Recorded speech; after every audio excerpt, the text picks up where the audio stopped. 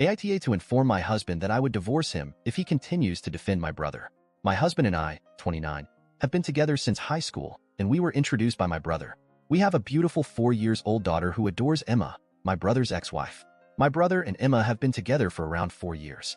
She is an incredible delight to be with, bringing out the best in him. Our entire family cherished her.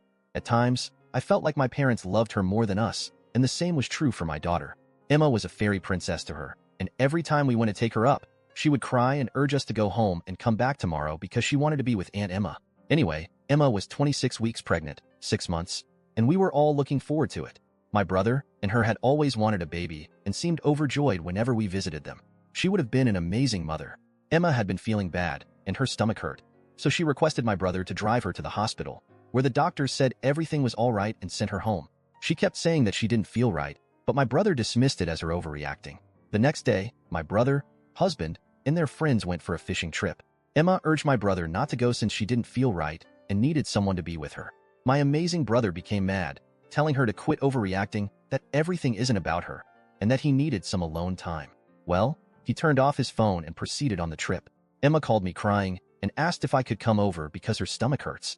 By the time I arrived, she was half conscious on a bloody floor. Rushed her to the hospital. The hospital told they required her husband's signature to carry out the operation. There was a lot of bickering. Although they saved her life, we lost the baby. She woke up screaming and weeping, asking where her child and husband were. It was horrible. Both of my parents and her parents were in tears when they saw her. I kept calling the guys, none of them responded. When Emma finally calmed down, it was even more unsettling. It was as if she had given up, with no soul left in her eyes. My brother returned the next day to an empty, bloody apartment, ran to the hospital and apologized to Emma while crying. She looked at him with no feelings and asked for a divorce. My brother grew depressed after that, and he would spend his days drinking in the baby's nursery. None of us really consoled him. I suppose we all blamed him in some way. My husband went to meet him, and when he returned, he told me about the above and asked that I apologize to my brother for neglecting him and go console him. I refused. He got angry with me and blamed Emma for the miscarriage, claiming that if she was truly ill, she should have gone to the hospital rather than making a scene, and that my brother is suffering as a result of her idiotic decision. He kept defending my brother, stating that it wasn't his fault that he wanted some alone time before the baby, and so on. I couldn't take it any longer, so I told him that if he kept defending, I would divorce him. I took my daughter and left for my parents' home. It's been 2 days, and neither of us has tried talking. I'm not sure if I behaved like an H. And recalling all he said, I believe I should at least console my brother.